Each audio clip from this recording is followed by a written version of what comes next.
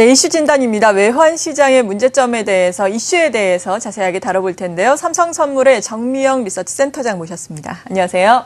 안녕하십니까? 네, 먼저 ECB가 예상외로 또 기준금리를 인하하고 미국에서도 경제 지표를 비롯해서 여러 가지 지표들이 또 호재를 보이면서 달러화가 상당히 많이 올라오지 않았습니까? 81달러대까지 지금 올라온 수준인데 네. 달러화 강세에 대해서는 어떻게 생각하고 계세요? 네.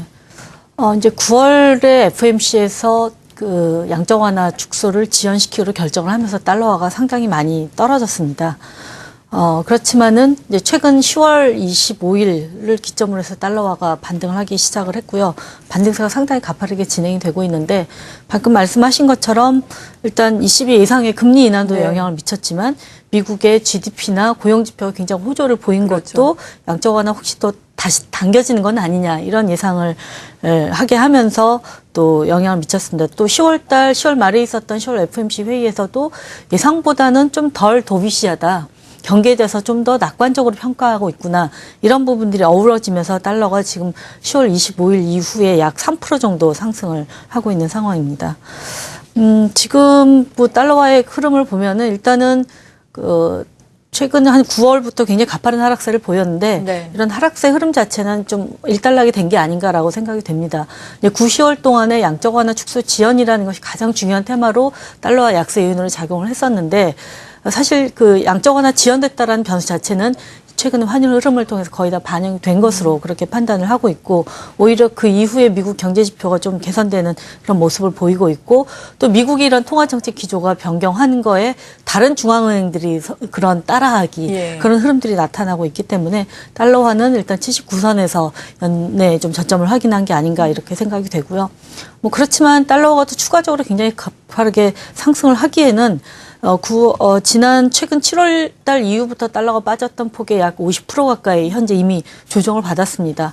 이제 그런 부분도 있고 또 양적 완화 축소 자체에 대해서는 개시 시점에서는 여전히 내년 3월이 지금 가장 시장에서 유력한 시기로 보고 있고 또 굉장히 비둘기파적인 옐런 부의장 취임을 앞두고 있다라는 그런 부분들 뭐 감안을 하면은 달러화가 일단 최근에 좀 급등락 변동성은 컸지만 이제 양적 완화 축소에 관련된 불확실성이 여전히 좀 자리 잡으면서 추가적인 반등은 한 달러 지수 기준으로 82선에서 제한이 될 것으로 보고 있습니다. 네. 그러니까 반등이 이어질 수는 있겠지만 그 반등의 폭은 아주 제한적일 수 있겠다라는 말씀이신데 같은 이슈로 인해서 달러화는 상승 압력을 또 유로화는 하락 압력을 받고 있는 상황인데 유럽 같은 경우에도 경제 지표라든지 3분기 GDP 성장률이 이번 주에 발표가 되잖아요. 네네. 유로화에는 어떤 영향을 미치게 될까요? 네.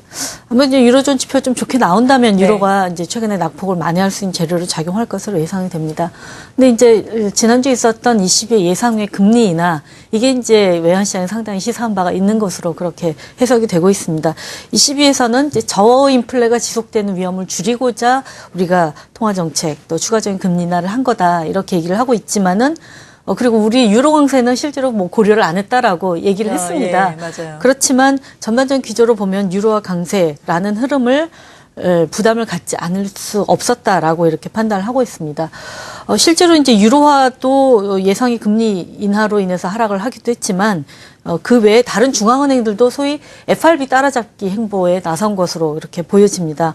9월 달에 예상외로 양적 완화 축소 시기가 지연되면서 이제 양적 완화 축소에 대비해왔던 중앙은행들이 통화 정책을 바꾸기 시작을 했다라는 거죠. 유로존의 유로화에 앞서서 뭐 호주나 뉴질랜드 이런 나라들도 자국 통화 강세가 너무 부담스럽다라는 얘기를 하기 시작을 했고 체코는 11년 만에 또 통화 강세를 막기 위한 시장 개입에 나섰습니다.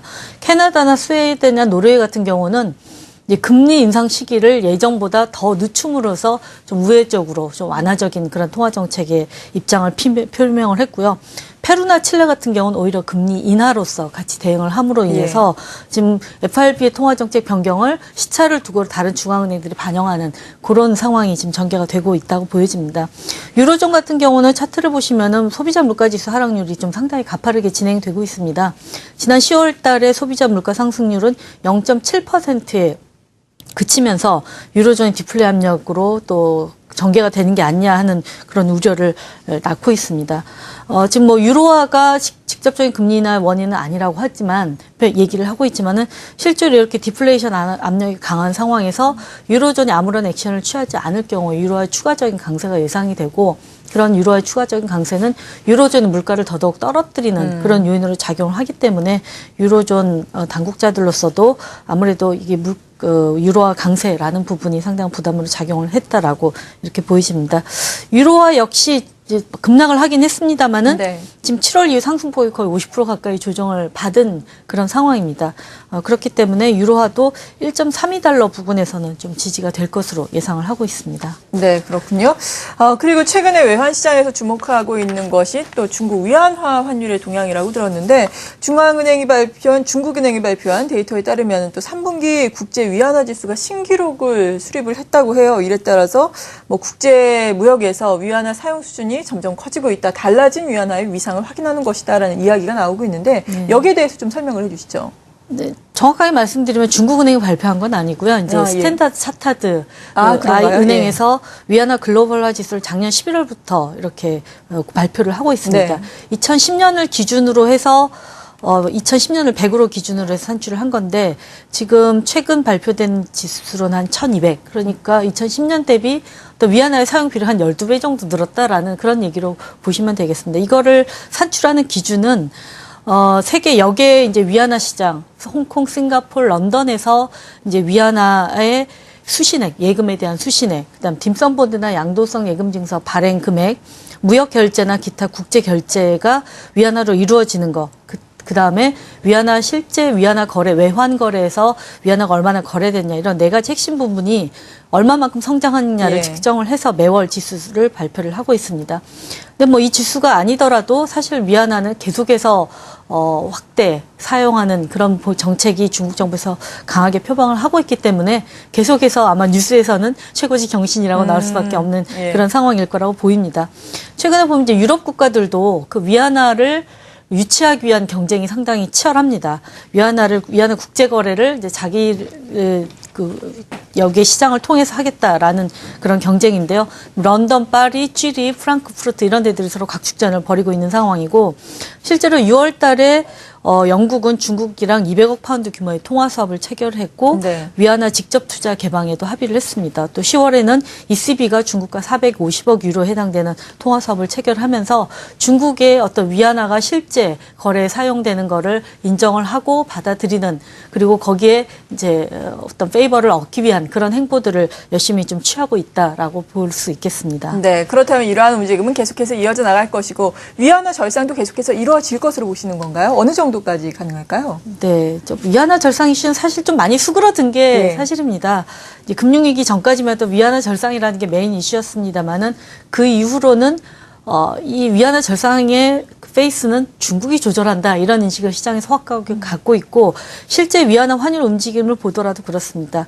이제 제가 준비한 차트를 보시면은 검은색 밴드가 위안화 중국 정부가 고시하는 기준 환율입니다. 그 기준 환율 안에서 위안화 환율이 움직일 수 있도록 하고 있다는 거죠. 그래서 아마 좀 추가적인 위안화 절상 허용은 사실 올해도 이 기준 환율 범위를 넓혀주지 않겠느냐라고 예상을 했습니다만 아직까지 1% 플러스 마이너스 1%를 유지를 하고 있기 때문에 그걸로 봐선 중국 정부도 굉장히 완만한 위안화 절상을 지금 꾀하고 있다. 이렇게 해석을 할 수가 있을 것 같고요.